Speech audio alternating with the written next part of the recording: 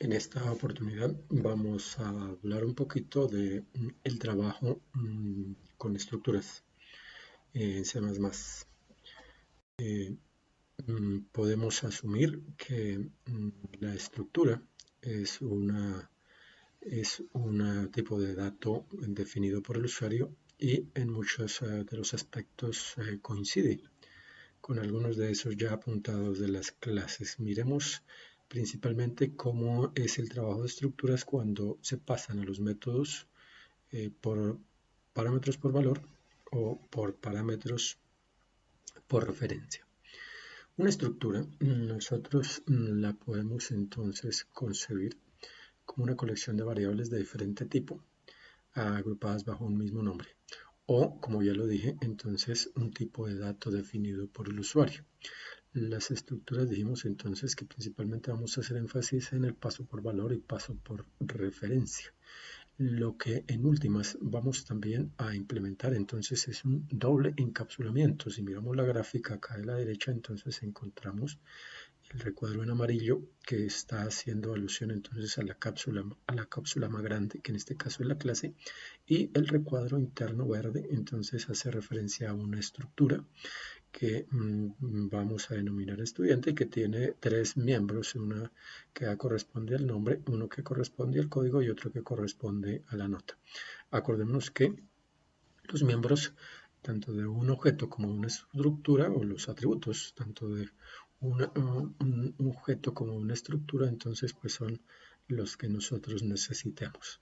Lo que hacemos entonces es un doble encapsulamiento, decía, de pronto haciendo el símil de lo que sucede en la práctica con nuestras morales, en los cuales incluimos entonces eh, la gran mayoría de elementos que utilizamos para el estudio. Entonces vamos a suponer que el recuadro externo entonces es la maleta y que este recuadro interno hace referencia, por ejemplo, podemos hacer el símil con lo que sucede con una cartuchera, en lo cual entonces pues uno está dentro de la otra, básicamente la estructura dentro de la clase, básicamente es la implementación que vamos a hacer en estos momentos.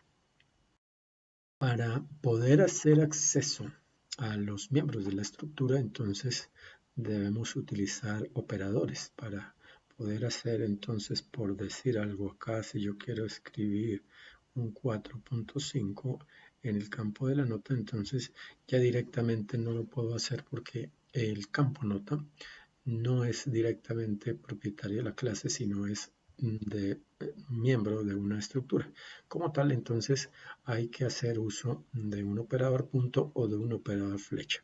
En el caso de que la estructura sea global o pasada por valor, entonces utilizamos el operador punto, de pronto como está aquí planteado en la parte de abajo, entonces pilo, esta es la declaración de una estructura de tipo estudiante, de una variable de tipo estudiante, y a través de esa variable y el operador punto, entonces decimos que podemos escribir el nombre o en el caso como está planteado acá, si yo digo pilo punto nota, entonces si digito 4.5, entonces voy a poder escribir dentro del campo nota el 4.5.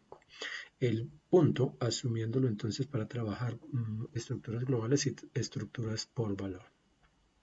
En el caso del operador guión mayor o flecha, entonces hace posible el acceso a los miembros de la estructura cuando son pasados por referencia, básicamente, para poder hacer entonces cualquier manipulación sobre los miembros de una estructura, entonces necesitamos tres cosas. La primera es tener una variable de tipo estructura, como está planteada acá en la declaración. La segunda es utilizar o un operador punto o un operador flecha para poder hacer referencia a uno de los campos. Y el tercero, entonces, el campo al cual quiero afectar. En este caso, si yo escribo Pedrito Pérez por acá, entonces lo más probable es que voy a tener que utilizar esos dos elementos previos al nombre, el punto y la operación, la variable tipo de estructura. Miremos sobre la sintaxis. Entonces tenemos acá en el primer caso entonces un esquema sin variables. Aquí en el caso de la estructura nosotros podemos identificar que estructura entonces tiene una sintaxis muy parecida. En el caso de la clase, palabra reservada clase; en el caso de la estructura, la palabra reservada struct. A continuación, el nombre que yo quiera darle a la estructura, en este caso estudiante, y los miembros, comenzando con llave, termina como con llave y con punto y coma, y aquí entre el punto y coma y la llave, entonces se asume que hay una lista de variables estructuras que en este momento están vacías. Si yo coloco una P acá, entonces vamos a suponer que esa variable entonces es única en ese esquema y que va a ser trabajada de manera global como tal. Entonces los métodos entonces pueden ser trabajados como están declarados ahí, de no recibe, no retorna. En el caso 2, entonces ya estamos asumiendo también que no hay variables globales y que la estructura va a llegar por valor tanto a la entrada como al proceso como a la salida.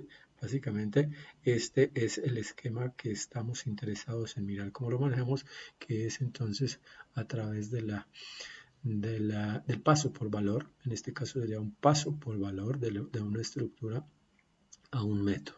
Como tal, se asume que la estructura entonces debe estar aquí en el main.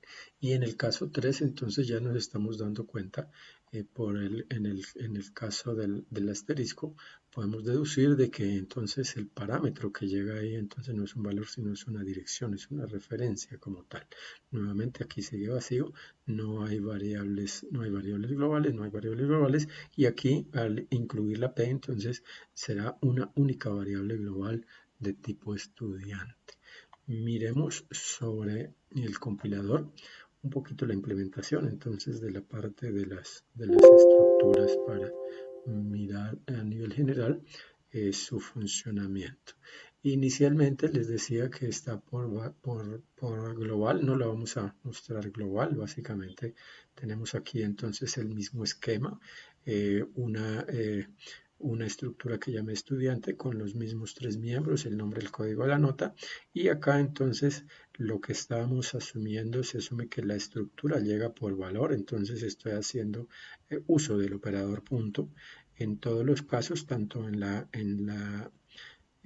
lectura como en la impresión. Estoy diciendo pilo.nom, pilo.co, pilo.nota.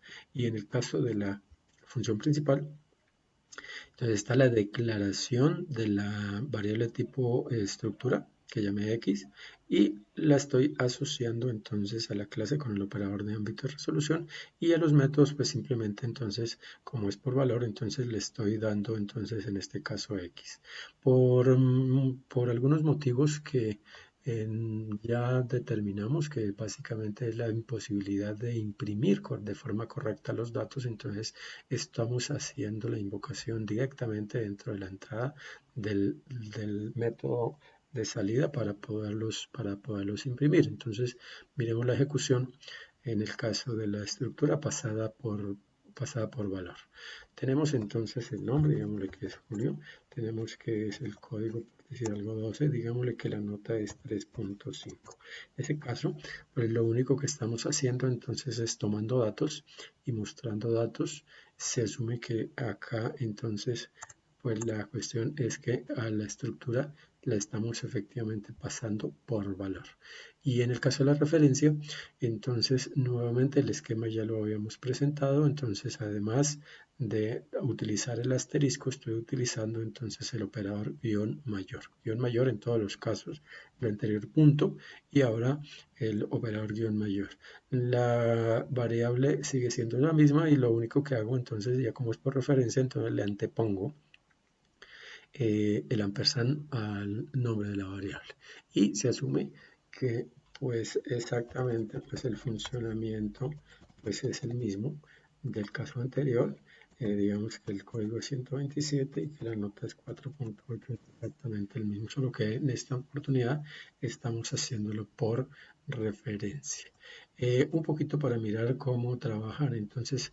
¿Cómo sería el trabajo entonces ya no de una estructura, sino de un arreglo de estructuras? Entonces, en este caso, estamos aquí en la función principal, declarando una variable n y pidiéndole el número de estudiantes de los cuales necesitamos almacenar los datos, y estoy construyendo entonces un arreglo de estructuras de n posiciones y adicionalmente estoy declarando entonces un apuntador a estructura, el cual utilizo para direccionarlo a la celda, a la primera celda del arreglo que llamé A, para que de esa manera entonces si miramos los métodos entonces se está utilizando entonces el puntero para hacer el desplazamiento por el arreglo. No estoy haciendo uso de su índice, sino simplemente a través del puntero. En este caso, pues se asume que vamos a alinear un arreglo en este caso con tres o con el número de elementos que necesitemos y lo vamos a imprimir en orden inverso. Nuevamente, en el momento que llega de leer los datos, entonces vuelvo a colocar entonces el puntero, en este caso, apuntar a la última posición del arreglo y luego sí lo envío a imprimir los datos. Miramos cómo funciona, se asume que está pidiendo en tiempo de ejecución entonces el número de elementos, entonces le decimos que 2 y digamos que Junio Ardila el primero con código 12 con nota 3.5 y el segundo digámosle que es Pedro y digámosle que entonces el código es el 16 y la nota es 4.9 y en ese caso entonces estamos viendo que efectivamente primero